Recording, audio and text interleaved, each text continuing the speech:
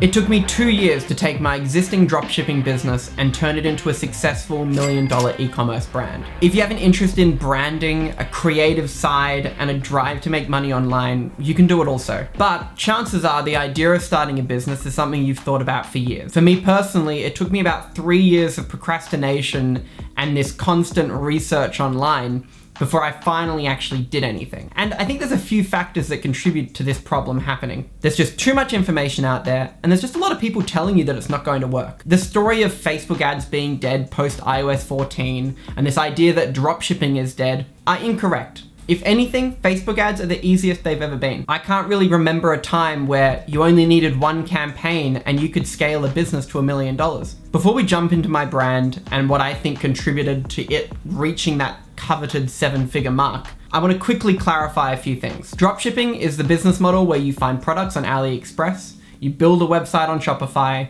you put the product from AliExpress onto Shopify, and then you sell it to customers at a marked up price. When you get an order, you go to AliExpress, put in your customer's details, and the supplier from AliExpress will send that product to your customer. Finding the right product to sell is usually the hardest part, this whole winning products idea. Most people nowadays will tell you that the easiest way to do that is to jump on TikTok or Facebook and find ads of videos that are converting really well. You'll know it's converting because it'll have hundreds of thousands of likes, lots of comments, and people will be talking about buying that product in the comments section. Now, my issue with this model is that you end up competing with hundreds and hundreds of other people. Personally, what I like to do is I like to look on AliExpress just on my day-to-day basis, and I'd be finding products that aligned with things I was interested in. If I was genuinely needing to find something, I would jump on AliExpress and see if it was sold there. And if it was, I would begin to consider if this is something that other people might be looking for also. I think that strongly contributed to me not having to deal with product fatigue the same way other people did.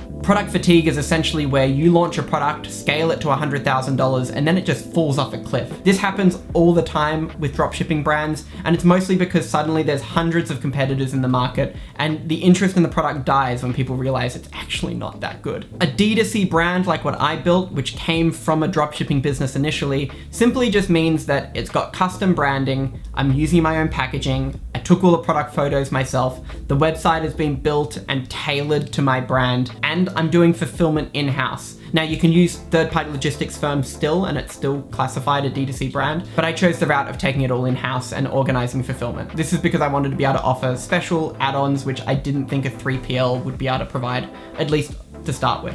Dropshipping for me provided a lower risk, higher reward scenario. I trusted my ability to run Facebook ads, make creatives, and pick the right products. And so going with my gut, it seemed to work out. That meant I started to consider the idea of building a brand. I started talking to suppliers, I was looking for custom packaging, and then I began to consider how can I run fulfillment for this locally. I live in Australia, and so getting things from China usually takes 2 months to arrive.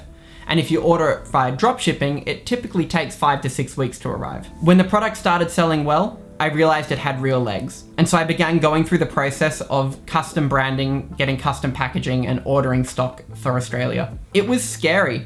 I had to start thinking about things I'd really never thought about before. I was looking at freight forwarders. I had to figure out what a die cut was for packaging. It gave me an entirely new lens to view this sort of business though.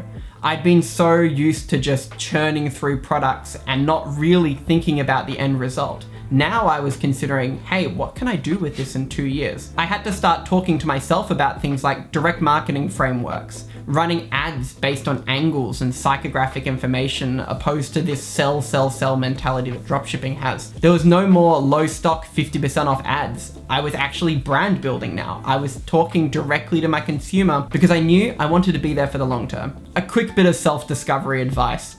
Don't hire anyone.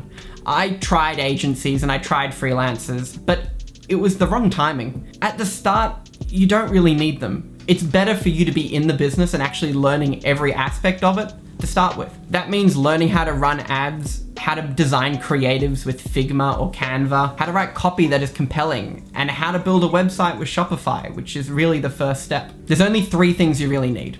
You need Shopify, you need Triple Whale, and you need Facebook ads. And of course, maybe some disposable income to lose. Shopify is going to be your platform of choice. Use a free theme or a page builder like Shogun or Replo, and you can achieve your wildest dreams. There is no need to be buying a theme initially. There is no need for a website developer that's going to cost you $100,000.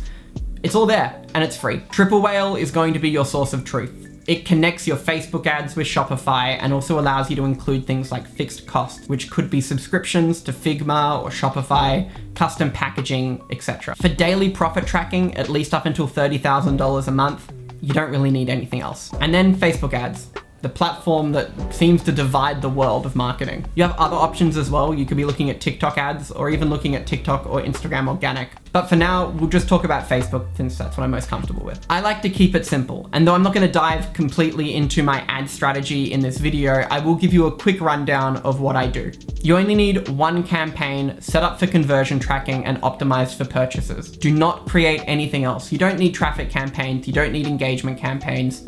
One campaign, set up for conversions, for purchases. I want you to follow the 3-2-2 method. That means 3 creators, 2 headlines, and 2 primary text per DCT. As a quick side note, thank you Charlie Tishner for that model. Each DCT should focus on one angle. That could mean a wife buying a gift for their partner, or a brother buying a gift for their sister. An angle can really be anything, but just think about an approach that you might go to selling something and then design 3 creatives that go with that angle. I want you to set each DCT to broad and not use any interest targeting. Gender and age is fine to set, but at the end of the day, you can keep that broad as well. My business was successful, profitable, and scaling purely off Facebook ads initially. That was both dropshipping and as an established brand.